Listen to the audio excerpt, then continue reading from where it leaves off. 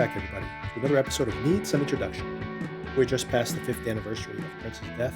We're going to do a deep dive into his career. This is the beginning of a 2 and maybe even 3-part series. Part 2 will publish in the regular time 1 week from today, and Part 3 may just be a bonus episode we drop later on. I'm joined again by Iain, who we did the Nilsson episode with, and that one came out really well too if you didn't have a chance to track it down yet. Feel free to email me at needssomeintroduction@gmail.com. I'll email you a form and you can fill it out and you can request a recommendation. If you find us on Apple Podcasts, feel free to leave us a 5-star rating or a review. It helps grow our podcast. And please feel free to recommend this to anybody who likes podcasts, or especially if they are Prince fans. If you've been watching Mayor of Easttown with us, the recap shows are in our feed and are actually our most popular episodes. So hopefully you guys are watching along. And feel free to recommend it to anyone who may be watching those episodes. It's not too late to catch up. We're only in the middle of the season. There are 4 more episodes to go. So without further delay, let's get into the episode.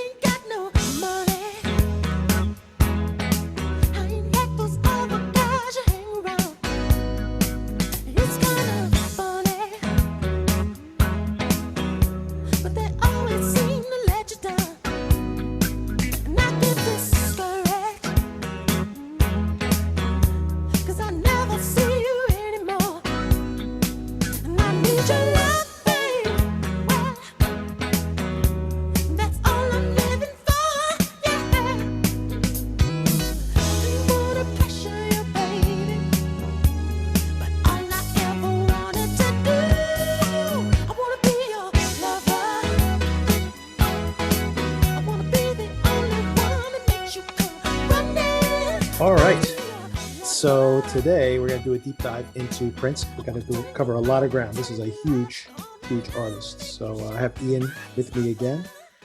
Iain, by the way, the Nilsson hit, podcast is a hit, by the way. It still gets plays like every day. We're still getting a couple plays here and there. So it's, I think people are interested in Nilsson. I think it just keeps dribbling in. There's more and more listeners. And from all over the world, by the way. We have listeners in like 6 countries now. So. Oh, wow. That's cool. Yeah. And actually, it is kind of funny too. There is pretty active fan community. So the challenge I came up with, Prince is so prolific. And I mean, younger audiences, I think you only know like 1 or 2 songs of his. But, you know, I grew up in the heyday of Prince, and it's like there's so many songs. It's like 40, 50 songs that either he performed or he wrote for other people that are like were massive, massive hits, like all over the radio back in the day. So he was like all over the place, especially for like there's like a 3-4 year period when he was just everywhere. So first of all, I'm curious to hear from you what your experience is, but just kind of like set up what the challenge was. We made each other playlists, and the criteria was to kind of dodge the giant hits and so we can have a conversation kind of, you know, out of the context of these, you know, the mega hits that he had. But so that's all kind of table setting. So you specifically, Iain, like, what's your relationship with Prince? When were you first introduced to him, and you know, when did you become a fan? So I'm a little bit younger than you are. So when he was really, you know, ubiquitous, his huge stretch in the 80s, I was a bit too young to be listening to Prince, frankly. So I actually really first got exposed to him via the Batman movie, the soundtrack that he did for that. Yep. And then also the first like video I really distinctly remember seeing was the video for 7, which appealed to me. I was, I think, maybe 9 or something when that came out. But it reminded me of the movie The Labyrinth, and it's just kind of this weird visual, like very kind of mystical and interesting. So those were like the 2 kind of entry points for me as far as Prince goes. And then you know, growing older and getting into my teenage years, I started getting into his stuff more and more. Shockadelica, that B-sides collection was one of the first records I actually bought of his. And then I just basically kind of went back through his entire discography and really have been a huge fan ever since. So I didn't have MTV, so I had kind of missed even 1999. You know, although I did like Little Red Corvette, I remember liking that. But when Dove's Cry came out, that like completely knocked my socks off. You get so used to something, you hear it so often that you forget like that the shock of it at the time, you know. And I try to convey that to people, and I'm actually going to play a little bit of it here because I just remember like the first time hearing it on the radio, like radio was pretty bland at the time, and then all of a sudden, this is on the radio suddenly, you know.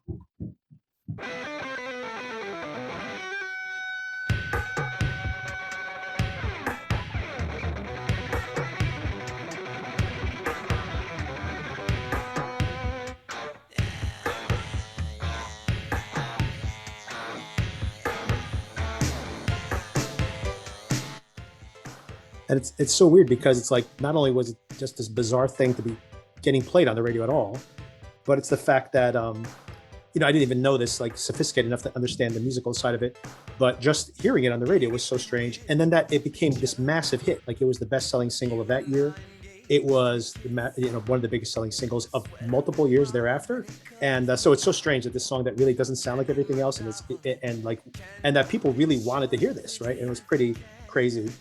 And another thing I think is so funny about it, now that I'm a little more sophisticated about it, is that it's so strange even now to hear it because it's got no bass line, but it's basically a dance song. It has like a heavy metal guitar, which was not like what you would hear in pop music at the time, obviously. I mean, Jump by Van Halen had been number one just a few weeks before this song came out. And it was completely watered down versus Van Halen's normal sound, right? So, but he was going on there with a straight up guitar, heavy metal guitar, and getting a number one hit, a massive number one hit. So it was like very interesting that he somehow hit the zeitgeist at that moment. You just embodied that that drum programming, which making electronic music myself is just another really cool aspect of his sound. So that's my entry point, and I wanted to play a little bit of When Doves Cry, obviously throwing that in there. But now we can kind of use this as an excuse to kind of go through his biography. I think we're going to go through his playlists or our playlists in chronological order, and then we can talk about our experience with each one of these, and then I'll throw some biographical bits in there so people can get to know Prince a little bit. He's an enigma, so as much as you can get to know him. Right.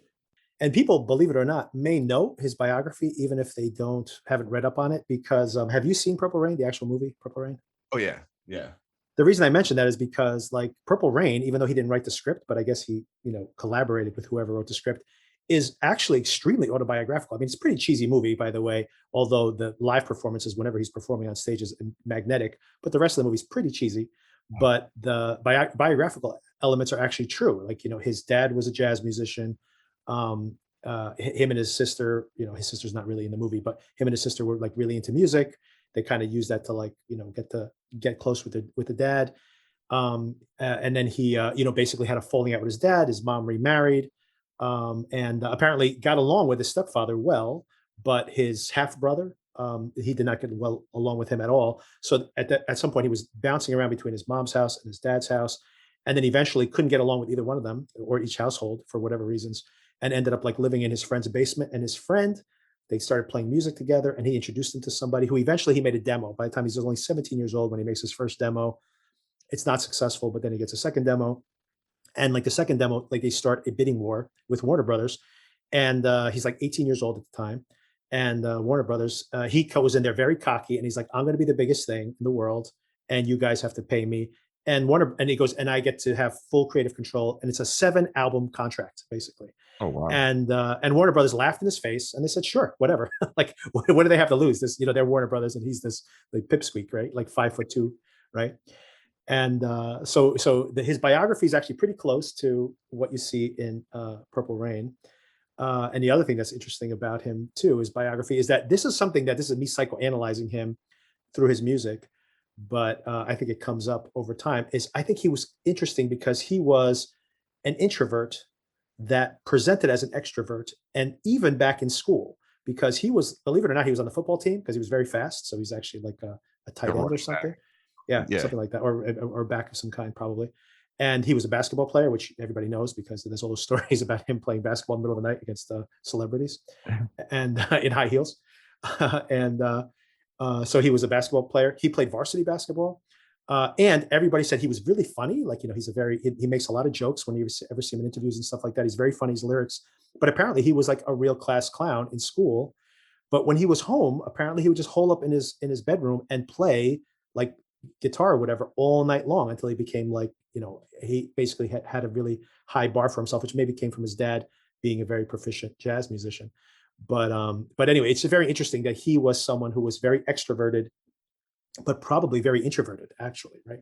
So it's an interesting duality from him, and I think that's why he's kind of enigmatic, right? He's like so flamboyant, but probably like very shy at the same Yeah. time. So it's a weird combination of things. Very interesting mix, and I think you're pretty spot on there, because he was able to control his image Yep. to such a high degree that the real Prince is something I think that not many people really ever in public interacted with in Right. many ways. So yeah, I think that definitely tracks with his music and his persona for Right. sure. That's an interesting thing too. I was trying to track this down last night and I could not. But there was after he died, right after he died, he was working on a autobiography with a writer, and it came out partial because most of it's actually his lyrics, like written in longhand, but with like an intro from his biographer. And the biographer excerpts some interviews he had with him, which were very rudimentary because he was only a couple months into this autobiography process when Prince unfortunately died 5 years ago, just last week actually. But with oh yeah, but the thing that's interesting in there is one of the excerpts he has in there is Prince talking about his persona, and I wish I had the quote because it was really powerful. I think it's kind of unlocks something about his persona, which is that he was basically saying that his job as a star was to basically create this character, and then he needed to like be that character to the public. Like that, it was his job. His job was to perform that character at all times because like people were living through him vicariously through his character, but that character was simply a character that he was projecting. Hmm. And I mean, Bowie did it back in his time too. Like, I mean, it's Oh yeah, he's not the only one, right? So yeah, and a long kind of in a long tradition really of that kind of myth making and controlling that yourself.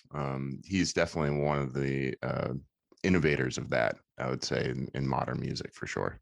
absolutely, yeah. Going back to the beginning, he has these issues. He's potentially this kind of introverted high schooler. He like lands this Warner Brothers contract, and then he has that first album, which is modestly successful. He has a couple of big R&B hits. The album doesn't really sell great, but Warner Brothers is pretty happy. He played on American Bandstand. He had top five, top 10 R&B hits, so he's doing pretty well. And that's probably all they ever thought he was going to be, regardless of how big his ego was. I don't think that Warner Brothers was thinking this guy's going to be a massive, massive star. But 1 year later, he's so prolific. He knocks an album out literally every single year for like 30 years in a row. The very next year, he comes out with his second album, which is just the one called Prince, like you said, and he scores a number one R&B song and a top 10, "I Want to Be Your Lover," which is a huge hit. And he has on that same album, he has other hits as well on there, minor hits on there, but the big one that he has is "I Feel for You," not a hit at the time, but of course becomes a giant hit for Chaka Khan a few years later when she covers it. Mm.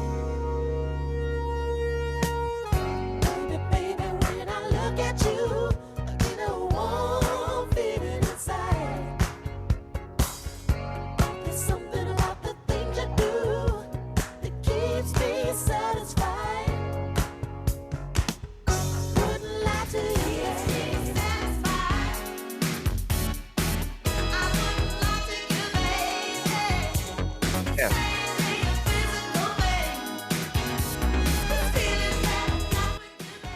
And but the song I have off this album that I want to play, finally getting back to the playlist, is a song called "Bambi," which he desperately wanted to make into a hit. This is like the B-side of every single he released off that album, and it didn't break out on its own. It didn't, I think somewhere in Europe it became a hit. But I'm amazed to see the proficiency he has in guitar this early on. Just at 19 years old or 20, probably at this point. but this song, Bambi, and here it is.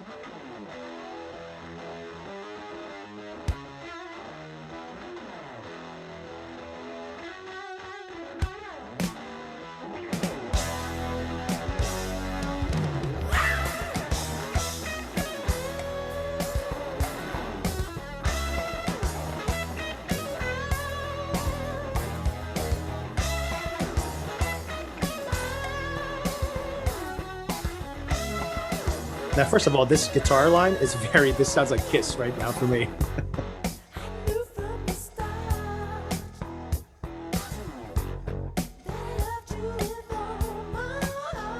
And maybe Heart with the vocals too.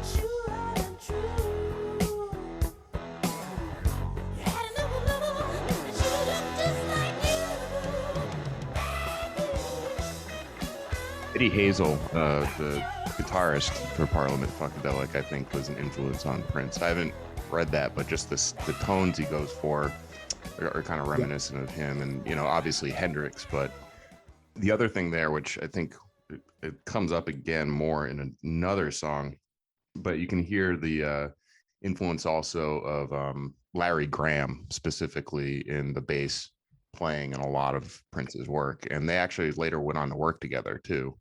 As did he with Parliament, with George Clinton. George Clinton, right? Exactly. Yep. Yeah, so he's a huge Parliament fan. That's why I was curious to know if you had listened to his first album, because it's a huge. It's not as aggressive as Parliament tended to be. I mean, they're more popular songs, but it's like a straight up funk album, right? And it's very much influenced by Parliament. But yeah, no, so definitely you're onto something there, because there's no doubt that he's a hugely influenced by them. So the next song, chronologically, I think we would be. So now the next thing he does is Dirty Mind, right? So Dirty Mind, he's had a huge successful album, right? And then Dirty Mind comes out, and Dirty Mind does not perform very well. He has no hit songs. He has some dance songs that he's always does well in dance charts. The album was extremely controversial. People, like didn't like his image. He got booed off the stage when he opened for the Rolling Stones. Oh yeah. He had a real rough time of it, and you probably saw him. He actually performed. I think the first time ever he performed on Saturday Night Live in like assless chaps and a jock strap or something, right? So he's like really not, and he's very edgy. He kind of jumped into the extremely edgy realm there, and he kind of toned it down after that. Yeah, I did hear that story about how he was getting booed off the stage opening for the Stones, and for a moment there it seemed like he wanted to quit. And I think it may be apocryphal, but I think he like expressed his frustration to Mick Jagger, and Mick Jagger told him to keep doing his thing. Yeah. I think Dirty Mind is the first fully realized kind of like what Prince really defined his image, and then he did soften it a bit going forward, but I think that's really the crystallization of, like, to me it's like the first real Prince record that comes to my mind. This is when the critics really stood up and took notice of him, even as he was kind of maybe taking a commercial misstep in a way. But it still helped his reputation. I don't think Warner Brothers was that unhappy, other than some of the controversy. But other than that, they were probably pretty happy, because he was definitely getting headlines and people were talking about him. My critique of Dirty Mind is that it's a little too overt when he's talking about like sister, and he's talking about head. Like these are as on the nose as you can get. It's a little too explicit. And my second critique of it is the production. Like I know you were critical of some production on some of his later songs, like his really 80s sounding stuff. This I felt like it feels a little too. The production's a little thin compared to how full the production gets just in another album or two, right? So for me, it's a little thin. But your pick was Uptown. Yeah. Yeah, which was a hit, right? A hit on the dance charts, not a hit on the radio, obviously considering the content. But when he's like accidentally picking up a guy dressed as a woman, like it's like, and then he doesn't care. He has a fun night anyway. So that's kind of like not mainstream at the time. So to me, it's like it is one of the most danceable songs on the record, and it's just got like a great hook. And it's funny because it's almost like a punk sensibility to Yeah. some of it Hmm. too, in my mind, because it really is really embracing kind of counterculture, Hmm. um, and pushing the envelope on multiple fronts. As always, kind of sexual ambiguity, but then acceptance, and also like kind of sticking it to like existing old stodgy power structures, or whatever the norms are, kind of telling that to kiss off, which I really appreciate.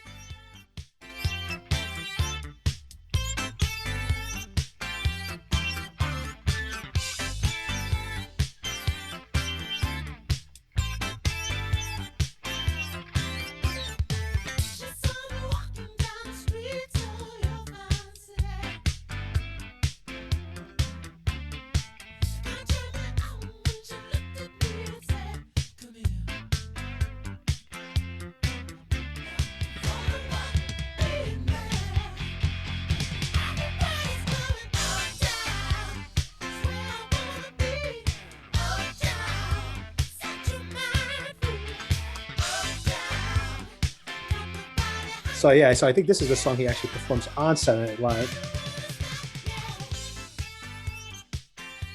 And that keyboard, like I said, there's some of the production on this. That keyboard is such a sound I heard like in my youth that I Yeah. can't. It really timestamps it in a way. Once again, it's funny how you just respond to things where some of his more 80s stuff doesn't seem like it has aged in the same way.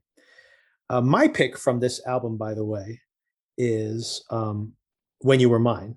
which you called out a couple of my picks that they have almost like a 50s clap along type feel to it. Yeah. Later on, like even in Sign of the Times, and much later, like even some of his more recent albums, actually.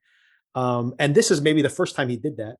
And it's also very funny the cultural relevance of that song because when he broke out and had that giant year when Purple Rain came out, that just weeks before when Doves Cry went to number one, Cyndi Lauper had been at number one. And of course, Cyndi Lauper covers this very song on her album. She's So Unusual. Oh wow. Oh yeah, you didn't know this? Oh, she has a great No, I- cover of it. Let me play a little bit of it right now because you're gonna like it. yeah, I love this one. Like I said, it does have kind of a 50s girl group almost, like the Shirelles or something like that vibe a little bit to it. And the guitar is like a rockabilly tone almost Yeah, on his version. and So yeah. So here's it's Cyndi Lauper's version from 1983. So he was already an influence contemporarily, and she of course was a groundbreaker in her own right, and she's actually great talent as well. Although she wasn't as famous as people probably expected her to be, but still, this is a great album, and this is a great song, and I'm gonna play a little bit of it right now.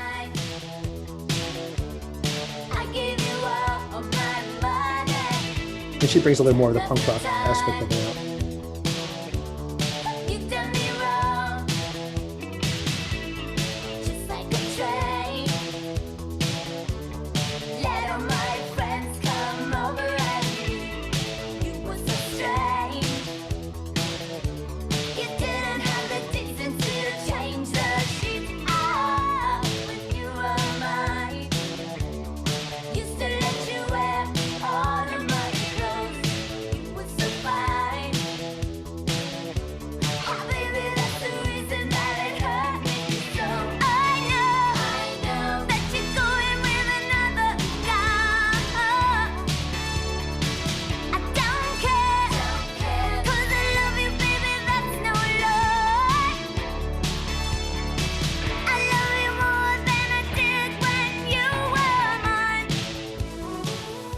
So that's pretty fun, right? yeah, that's very cool. And I think you're right too that Cyndi Lauper is probably a little underrated at this point, but she had a couple albums there that were just really, really solid, and she's great. Yeah, I just love her as a person, and it's like like she didn't probably like you said she's had a pretty long career because she's done Broadway shows and stuff like that. But I feel like as a pop star, she only kind of had that really one massive moment, and it's too bad because I think she's really really talented. But this album is probably honestly none of her other stuff is as good as this record. This record is really really great, and I'm gonna play a little bit of Prince's original version. And like I said, there's rockabilly in there, but there's even a little new wave in there too. Exactly. Yeah.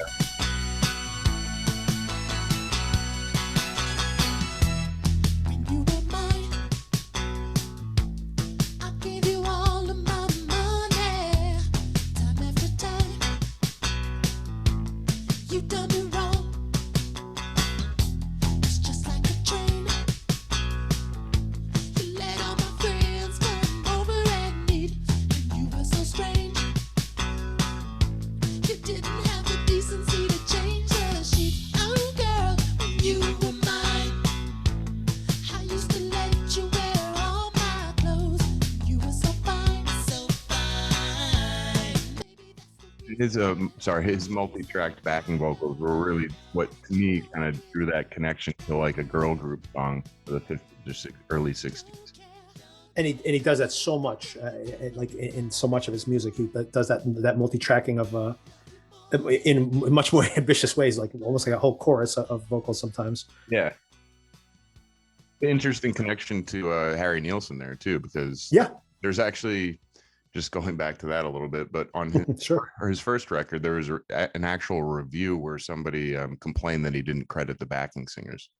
It's pretty funny. Yeah. So, so another thing I wanted to call out here was Wendy and Lisa from the band The Revolution.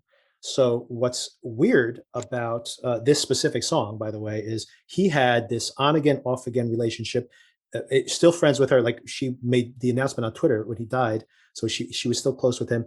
Was Melanie, I think was her name, and it was Wendy's sister, twin sister, right? So this is so weird, but it's in all his music, by the way, and you'll know this as soon as, if you're not aware of this, you're going to hear it in all his songs, or many of them, let's say. That and once again, also autobiographical in Purple Rain. So he had this on again, off again relationship with this girl who kind of strung him along. They were friends. They were, they had a sexual relationship as well, but she was always seeing other guys, right? She was like, he was always never good enough. So, first of all, this kind of like wounded lover that he has, a lot of these songs are in that key. This song is specifically about her. The Beautiful Ones, which I know is on your list, and we'll get around to that, is based on her also. Purple Rain, when he's like saying, you can't make up your mind. I want you, so why don't you just close it? Yeah. Which is a great lyric, by the way, amazing lyric. That is about her, right? Wow. And it happens over and over. Oh, one of my favorite songs, which I'll wait till I get there because it's one of my absolute favorite songs of his, and it's also about her, and it's on this list, so we'll get around to it. Yeah. But anyway, so he had this relationship with her, and Strange Relationship, which is yet another song that we'll look at later, but that's also based around her. So she haunted his relationship for a very long period of time. And I think really it's some of his strongest work is during this period of time when they were on again, off again. So interestingly, to get closer to her after they had this falling out, he hires her twin sister to be in the Revolution, and she's a lesbian, right? Which leads to, and I'm just going to spoil it now but it's the "If I Was Your Girlfriend" song, right? Oh. Which is almost like him projecting, like, what would that relationship be like, right? So anyway, it haunts all his music, and it's really incredible that when you think about these biographical aspects in his music, and also it's in Purple Rain, by the way, right? The plot of Purple Rain is him Yeah. with Apollonia is like she's basically a surrogate for that whole storyline. Wow. So she's his literal muse, essentially. His literal muse, exactly, his literal muse, and you can now like go back and listen to a bunch of his albums, Parade and all these other songs, and they're all about her, right? It's like this thing is like all over her fingerprints are all over, and there were other women in there too, but she really is huge in his mythology, right? Wow. Okay, that's cool. I didn't know that. Yeah, I'm glad to be of service. Okay, so the next the next sequential song is one of mine again, is Controversy, which I really like. Controversy. It was a hit first of all, it's a hit, so that kind of began this string of hits he had. It's directly addressing the controversies that have come up before. But most importantly for me, the reason I have it here is that this is the sound that he established for the next 3-4 years that were going to be so influential in Purple Rain in 1999, the album 1999, and in all those, whether it was Glamorous Life or a lot of these other songs that he wrote for other people. It's the sound, right, that he creates. The And I think Minneapolis sound or whatever. yeah, exactly. And then of course Jimmy Jam and Terry Lewis spin that off, and they go produce Janet Jackson and all these other people. So it kind of extends it even further. But anyway, yeah. So it's this is the sound I think of what's going to come, I should say. Mm.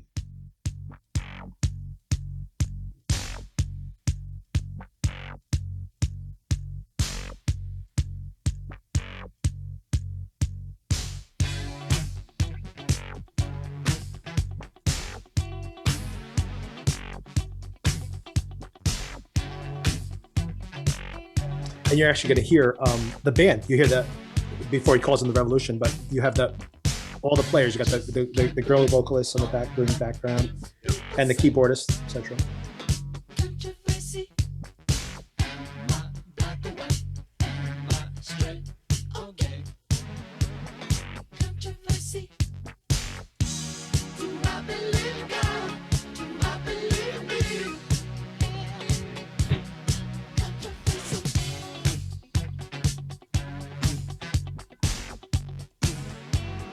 Controversy.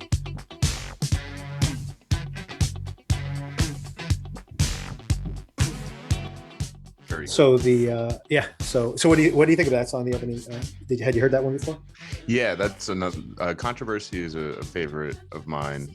Just the album in total, but Yeah. yeah, it's one of the cooler tracks on that, and it really is. It's like so the previous one, Dirty Mind, right, kind of like is where he solidifies, I think, what people associate Prince as being, right?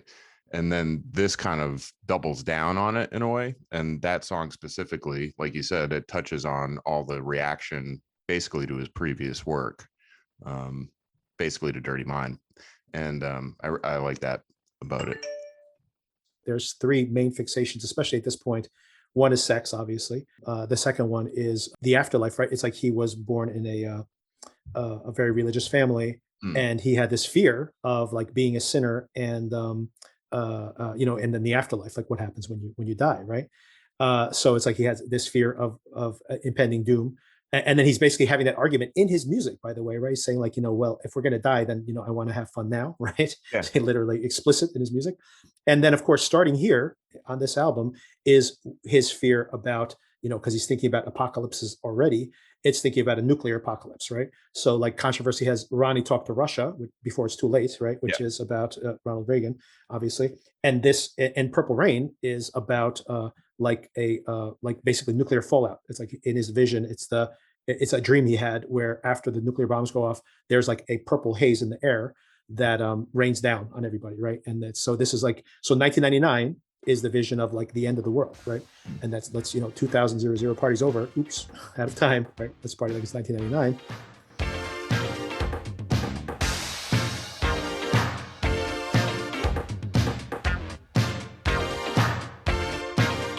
I was dreaming when I wrote this. Forgive me if it goes astray.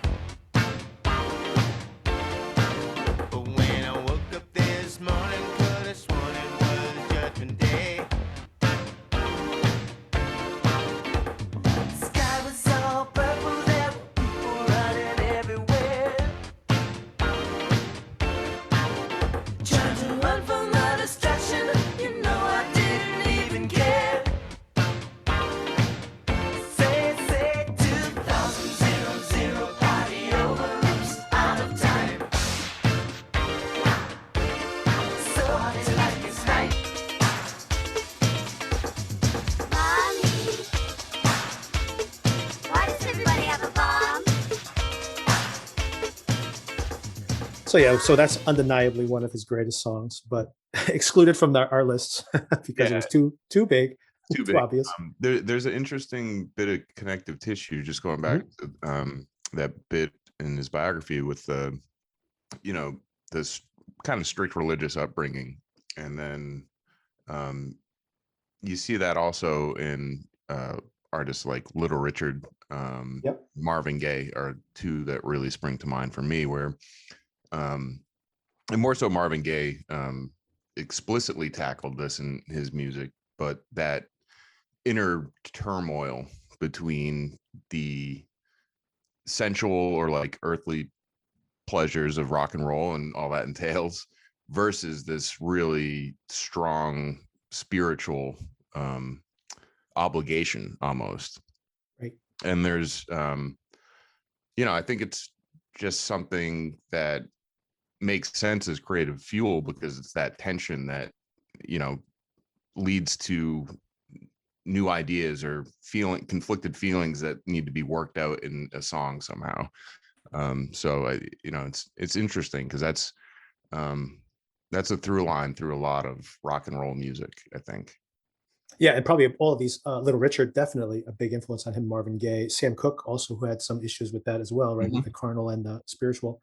A gospel singer, right? But then he ends up dying, having a fling with some woman in a hotel. Yeah, Al Green, So Elvis. yeah, yeah, yeah, yeah. Yeah, so I mean, probably in all influences, especially, Little Richard has got to be extreme influence on him as well. Just when you think about his look that he cultivated at one point, Definitely. yeah. So so 1999, we get to 1999 now. Obviously, this song is a big hit. Little Red Corvette, massive hit. By the way, this album is crazy because it's 1999, Little Red Corvette, which was the next single off the album, Delirious, which was another top 10 hit off the same album in sequence, Let's Pretend We're Married, which was his last single off this album. But Drugs, Music, Sex, Romance is a dance hit. Automatic is a dance hit. And then we're going to get to the song you have on here. But it's like this album is just packed. Lady Cab Driver, it's just packed with with hits. It's crazy.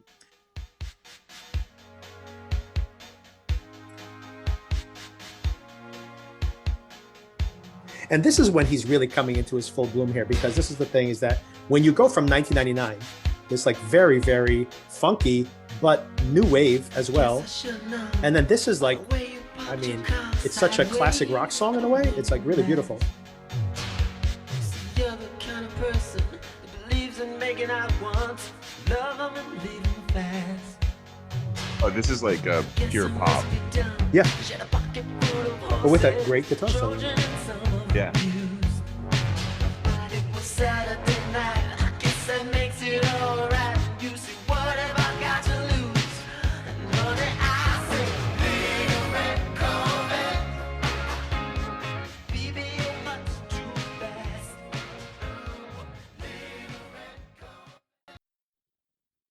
And of course, he has got Delirious on here, which is a straight up new wave.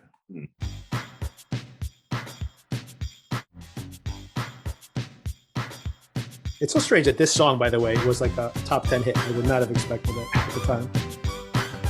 Posthumously, Sign of the Times was reissued, and Purple Rain was reissued, and 1999 was reissued with a lot of extra songs, a lot of extra content. And I would recommend 1999 is the one of those three that I would highly recommend. There's a lot of songs on the the not released ones, and maybe they were just B-sides also, that are great. I would put them on there. I would swap out some of the main songs for those, as opposed to Purple Rain, which the extra stuff is okay. Some of it's just extended mixes and stuff, but nothing really blew me away. And like I said, and Sign of the Times, which is maybe my favorite album of his, which the extra stuff's not that great because it's already a double album. It's packed with great stuff. It's it doesn't need anything, doesn't need more. What could you add? I'll check that out though. I haven't heard the extended cuts on 1999. So I'll yeah. That. So so your next pick is Something in the Water Does Not Compute. So tell me about this song. I like this one. It's really super off kilter. The drums are very interesting, and then the way he produces the way he records his vocals on this is really, really neat too. Where you have this, it's I don't know if he detuned some of the stuff or whatever, but it's this really kind of robotic vibe. Yep. And his lead vocal gets more and more impassioned kind of as the song goes by, as a contrast.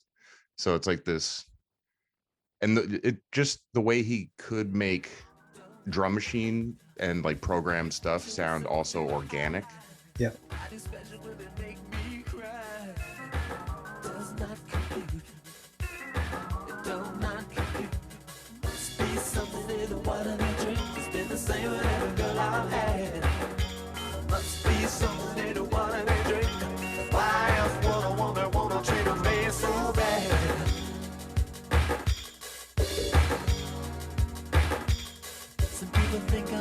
look cute with that dumb computer when it comes to what oh you dumb computer.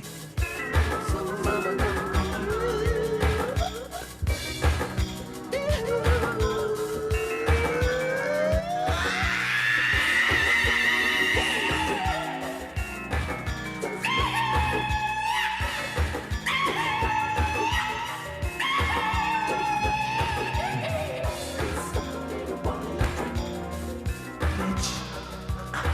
you think you're special? So do I. I gotta tell you, out of on 1999, I always kind of skip this song, and I really like it. I mean, I don't know why I used to like kind of like not really listen to this song. I really liked it a lot. I mean, it's really interesting actually. Yeah, Um, it's weird. I like the so like I was saying how it kind of has that off kilter feel, or you have yeah, the drums are really, solid, but it's those weird synth accents that he does, like the weird descending pattern, and then these other like can't really tell if it's a drum or just a keyboard. yeah, Um so it's interesting how he weaves all these things together, and then there's just that swelling synth that kind of ties everything together. And I think it's one of the first songs where he drops that like iconic Prince scream, yeah, I believe. So it's a favorite of mine for sure. yeah. No, I really liked it. Like I said, it's so funny. Like I just recently when I was revisiting 1999, I think I skipped it. And I don't know why because I think I had like some opinion of it where I didn't think it was, but I really liked it right now, and it actually it's almost prototypical to Beautiful Ones, which I love, and we're going to be talking about in just a minute more. Um, all right, so next song is mine, and now we're in the thick of it, right? He comes off of 1999. He just scored three giant hit songs. When Doves Cry goes straight to number one, is a massive hit. Mm. Then of course he has Let's Go Crazy, another massive hit, and then just a bunch of songs off of there, which we are avoiding because we're once again trying to dodge the giant ones. But there's a B-side that was so huge, and I'm very curious to know if you have this any relationship with this song at all, because this song was so huge that even though they drop F-bombs in it like every 5 seconds, this song got played on the radio. It was like a big radio hit because there was such a thirst for more Prince that even though he had his two number ones almost simultaneously on the charts, this was also getting played all over the radio also. And that is Erotic City, which was the B-side to I don't remember if it's Let's Go Crazy. Yeah, and I remember them playing this at my like I was in grammar school, and we had a canteen, like a little dance, and the DJ played this song, and I remember this vividly. The teachers were freaking out, like being like, "Do not play that song! Like, what are you doing?" Right? But have you heard Erotic City before? Like, what Yeah, was what? Yeah, yeah. So not at the time, of course. I all went back and listened to this stuff later, because I think probably for the same reason your teachers were freaking out. My parents weren't. I don't think they were against Prince, but they, knew he was more risque. And it's funny. I do have a distinct memory of around this time, um, uh, where my father had a visitor from work, and his company was a Swedish power wheelchair company.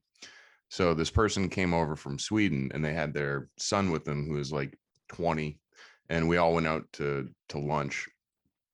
And the 20-year-old was really interested about Prince, specifically really into Prince. And I remember him ask my dad about him, and my dad was like, "Oh, he's really talented, but he's pretty risque." So that was like the first first feedback I got from my parents on Prince. I was like maybe 7 years old or something at the time, or 6 probably. And yeah, Erotic City, it's like the best. It's kind of like the best 80s production in my yeah, mind, that captures it. It's almost new wave. yeah, And it's got this, still has funk in it, and that's the thing. Touching on what we said earlier about Prince being able to make some of this stuff that's totally digital or synthetic, feel organic, just by the way he layers stuff. And this is a great example of that, because it's robotic, but it's still undeniably funky because Right. it's Prince. Right. And I totally agree with that.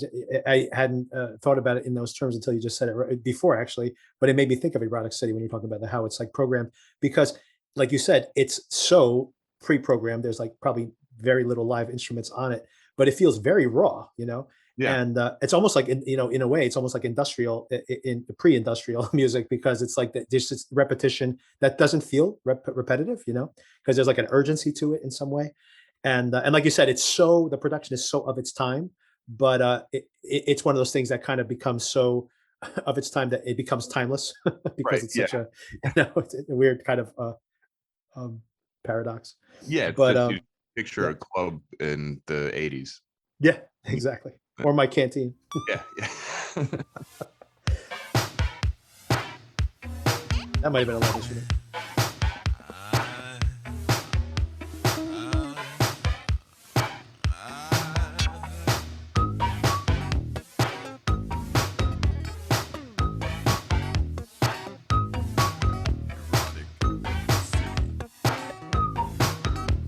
Erotic City. All of my purple life, I've been looking for a dream that would wanna be my wife. Speaking of manipulating his vocals,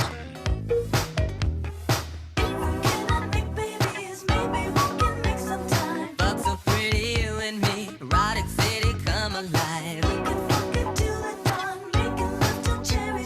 Erotic City, can't you see? Fuck so pretty, you and me. Every time I comb my hair, thoughts of you get in my eyes.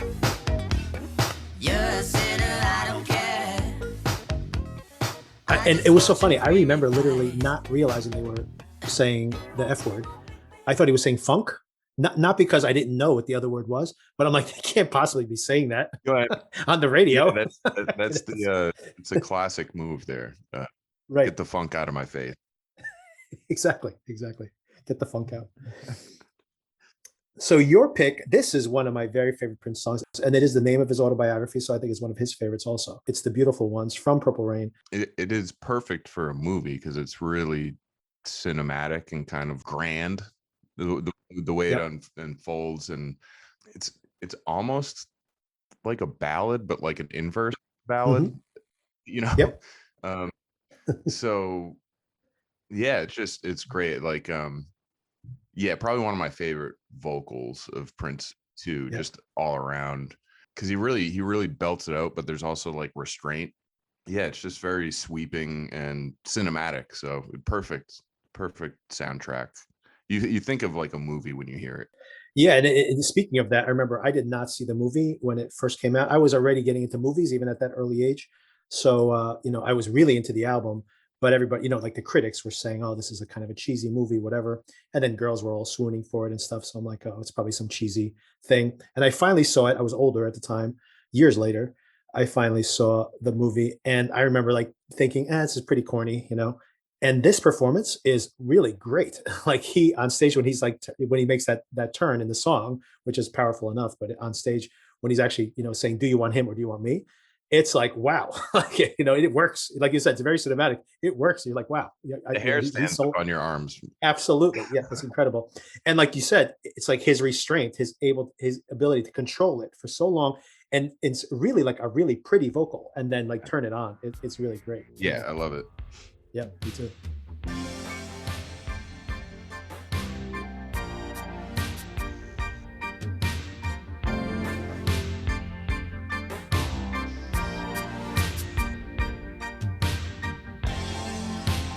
Baby, baby, baby,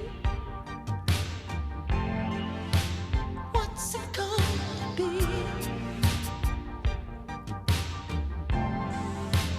Baby, baby, baby,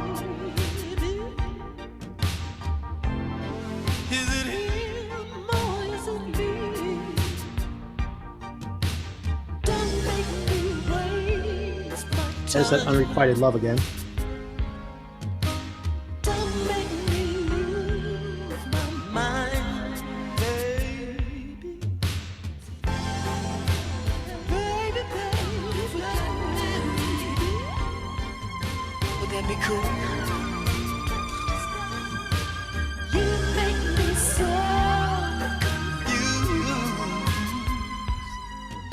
The beautiful ones you always need to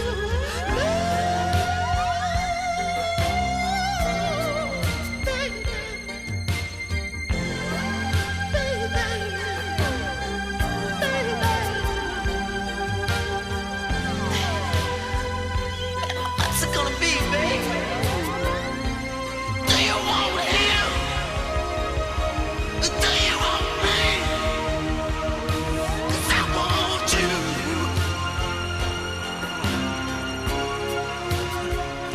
Said I want you.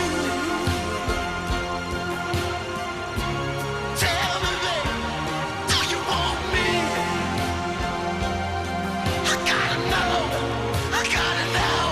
Do you want me?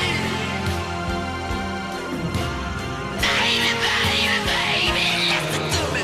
I may not know where I'm going, baby. Yeah, I said I may not know what I need.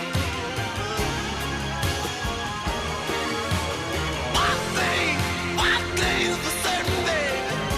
I know what I want, yeah. And if it please you, baby, I better get down and I need. I want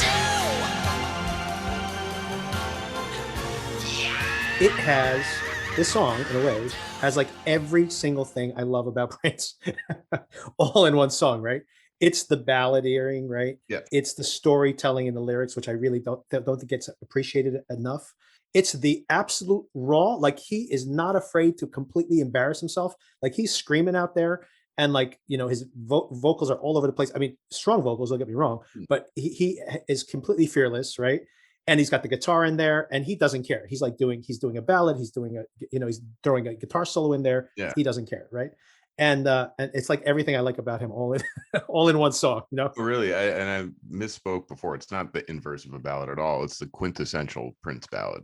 Right? Maybe, yeah, you're right. Yeah, Yeah, for those reasons. Yeah. it is an inversion in a way though, because it's not like because it's like it turns, he turns on her. Yeah, I was But it's trying to say something interesting, but no. I think I got your point anyway. yeah, I was fumbling around there because it is just like such a rawness, like you said with his vocals, where it's like, man, he really sounds like a wounded animal, right? Yeah, Yeah. I love when I just think about it at the very end there, but I was waiting for it before I cut away, which was that when he says, "I'm begging you down on my knees," but he's like, you could barely hear what he's saying because he's like screaming at the top of his lungs at that point, right? It's like, it's crazy. Yeah, like it's great, and it's just like a continual build up to this Right. amazing climax. So Yeah, great yeah. song. Yeah, that's a great one. That's one of my favorites for sure. I think Beyonce did a cover of it. Oh, she's covered.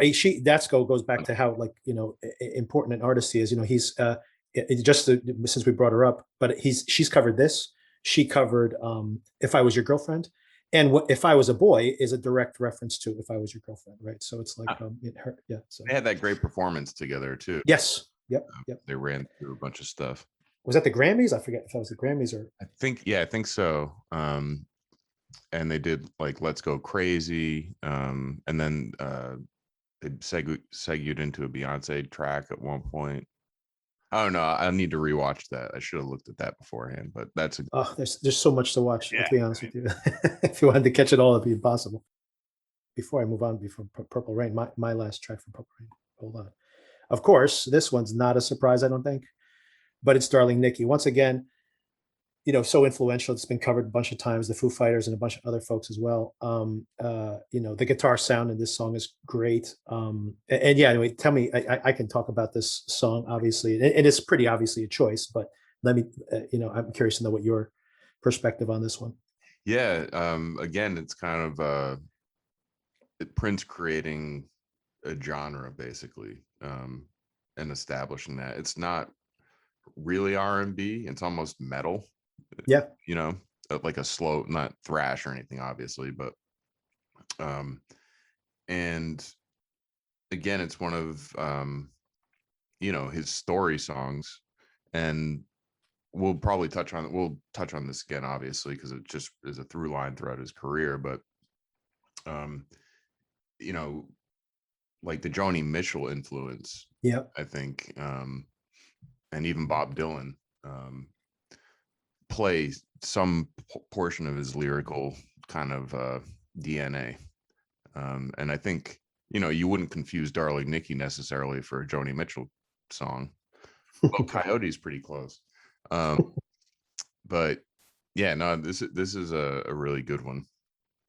As they all are. We need to stop saying great song. Like, yeah, this is what Yeah, that's the problem with it too, right? It's just like it's Run out the of- bench is so deep. run out of adjectives. But yeah, this one's really cool too. And like the way it like slowly opens that when it, and then just Right. kind of setting it up. And again, like he does these great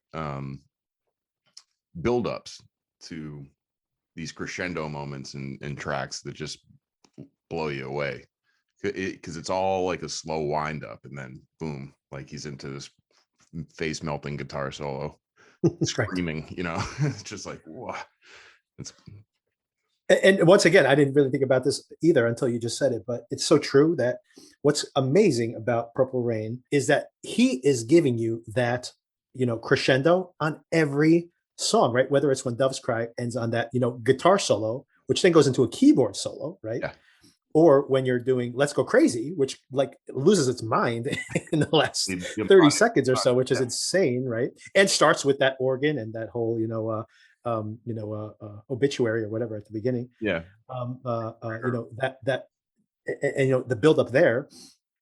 And but like Darling Nikki, like you said, but we just heard it on the Beautiful Ones, right? It's like it's this building, and it doesn't feel like repetitive at all. I mean, and of course, Purple Rain, of course, right? Yeah. It's like it's just the biggest crescendo of them all, right? So it's incredible. And that's awesome because it's not I think that really also speaks to his confidence, right? Yeah. Because a lot of times you want to get that hook right into people, Right. and hit them over the head and then go from there. Whereas like the majority, basically the entirety of the Purple Rain album in particular is just all these building moments, Right. and they all like go off like fireworks at the end. There's no like fade out. If you look at how it starts, that first like 30-second portion, there's some synths, but then it's basically just him and some pretty subdued drums until the guitar kicks in. And then about 45 seconds in, that's when the whole band jams. And then at the end, I don't know if there's like a delay effect, or it sounds like someone doing double kick drums, and it's almost like punk speed, so just amazing. Yeah, just this killer build up from an acapella acapella and drums moments. Really, it's like, oh, okay, my head just got blown. So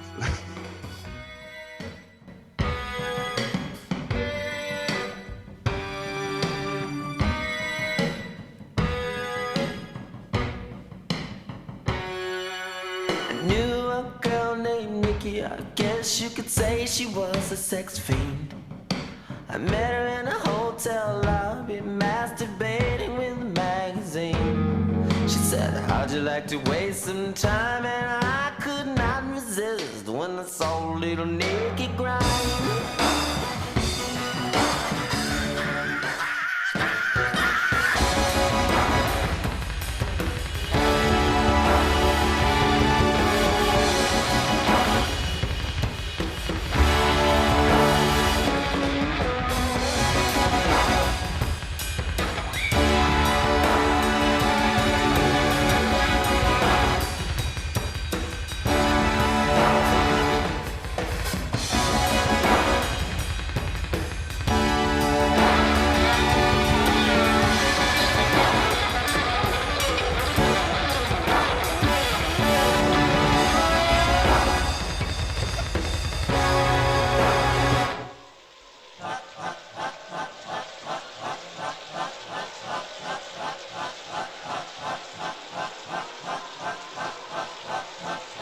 Now this is the interesting discovery you made.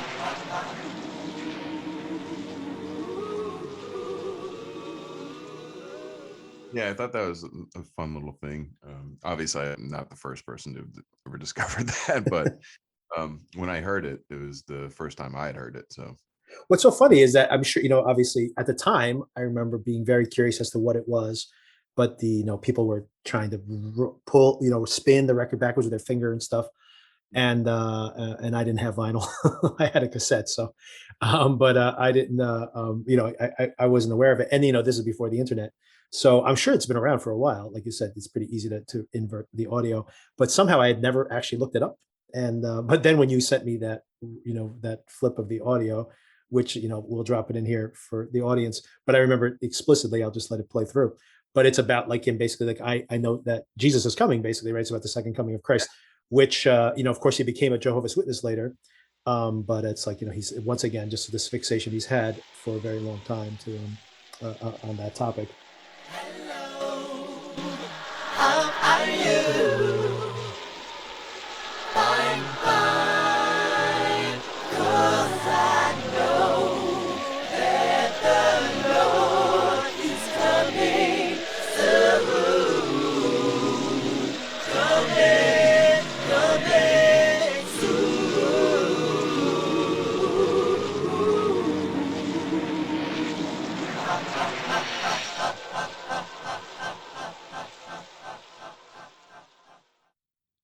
Unlike Prince, I am not confident that the Lord is coming soon. As a matter of fact, I think he might be taking a very slow train. But I can promise you that our next episode will be coming relatively soon. As a matter of fact, sooner than you think. Like I mentioned earlier, Mayor of Easttown, recap episode 4, will be dropping probably Monday.